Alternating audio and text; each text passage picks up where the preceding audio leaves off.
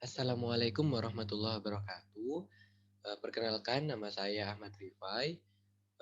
Saya sebagai mahasiswa semester 2 dari Fakultas Kedokteran Universitas Airlangga.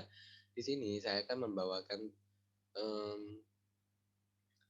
topik mengenai efektivitas vaksin AstraZeneca terhadap stigma masyarakat Indonesia yang mana ditinjau dari aspek aksiologi. Hal ini merupakan salah satu tugas untuk pentingnya dari peran filsafat ilmu dalam pengelolaan vaksin di Indonesia. Saya memakai judul yakni peredam dari stigmatisasi masyarakat terhadap AstraZeneca. Baik.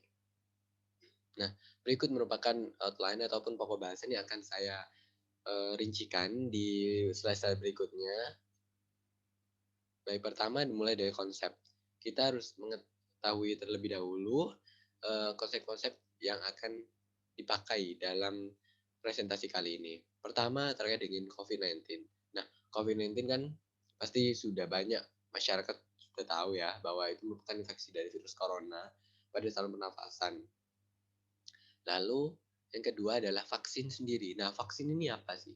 Nah, vaksin merupakan substansi yang dimasukkan dari luar, baik secara oral melalui mulut maupun diinjeksikan ke otot-otot ke dalam tubuh untuk meningkatkan imunitas tujuannya. Nah, dengan memproduksi antibodi ini nantinya virus yang masuk ke tubuh kita itu dapat dilawan ataupun dimusnahkan ataupun dilemahkan seperti itu. Lalu stigma sendiri, stigma sebuah sikap ataupun pandangan negatif terhadap sesuatu karena rasa takut, penolakan, dan juga menghindar dari hal yang baru. Nah, ini merupakan satu hal yang pas karena vaksin kan perkembangannya begitu cepat dan juga merupakan hal baru untuk menanggulangi dari infeksi SARS-CoV-2 ini. Oleh karena itu, pastinya ada masyarakat yang pro dan kontra terhadap suatu vaksin. Lalu, aksiologi sendiri merupakan salah satu cabang dari filsafat ilmu yang membahas terkait dengan manfaat dari ilmu pengetahuannya dan juga untuk apa sih ilmu pengetahuan ini dan serta serta nilai-nilai dan etika, nilainya dari etika dan juga estetikanya. Nah, bagaimana sih vaksin ini manfaatnya? Apakah memang benar stigma itu yang berada di masyarakat itu seperti ini? Lalu gimana perannya dari filsafat ilmu? Nah, disinilah perannya. Yakni dengan mengetahui manfaat dari vaksin ini, masyarakat dapat mengetahui mana yang benar dan juga nantinya akan mau dilakukan vaksinasi. Lalu latar belakang.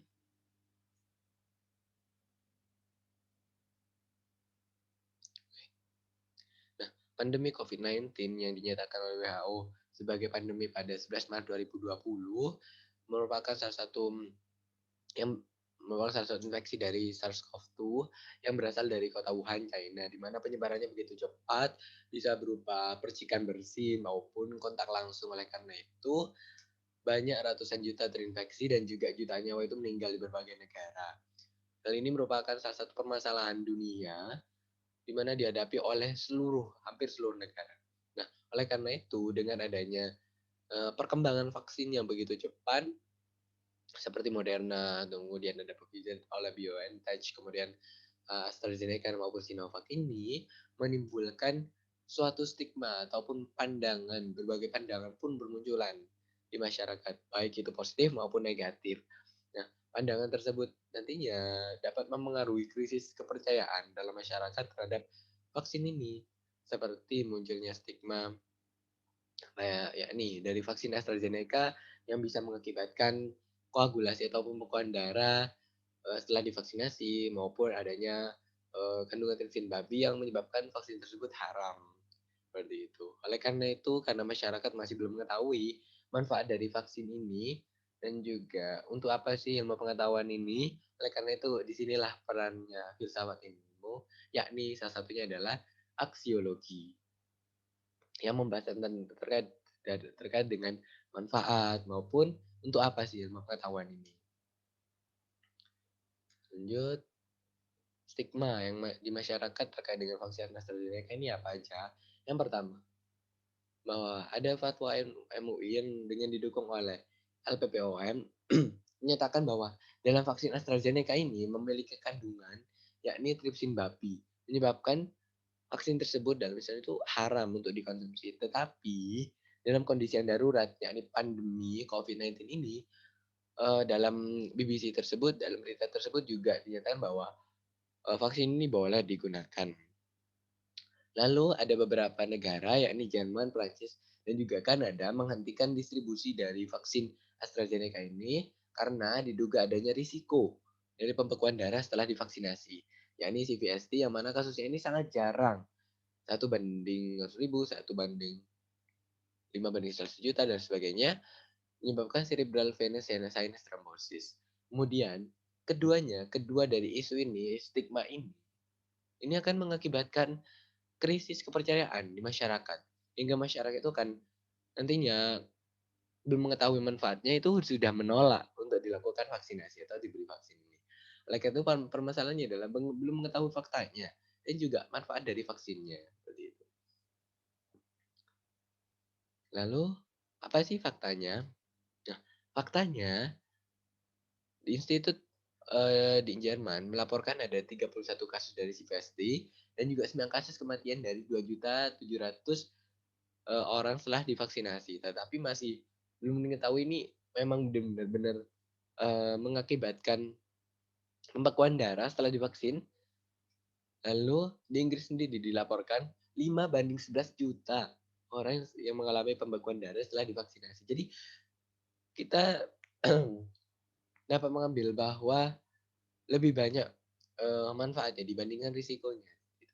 Lalu EMA sendiri, European Medicines Agency menyatakan bahwa risiko dari CVSD atau cerebral venous sinus thrombosis ini pada orang dengan usia di bawah 60 tahun setelah divaksin itu mencapai 1/100.000. Lalu EMA sendiri juga, setelah dilakukan penelitian itu tidak menemukan adanya faktor risiko yang spesifik. Apakah benar pembekuan darah akibat dari vaksin AstraZeneca ini ditinjau dari usianya, gendernya, ataupun dari riwayat penyakit sebelumnya. Jadi kesimpulannya adalah masih belum diketahui dengan pasti dan perlu adanya banyak penelitian lanjutan. Oleh karena itu kita dapat mengetahui manfaat yang sebenarnya dari vaksin ini.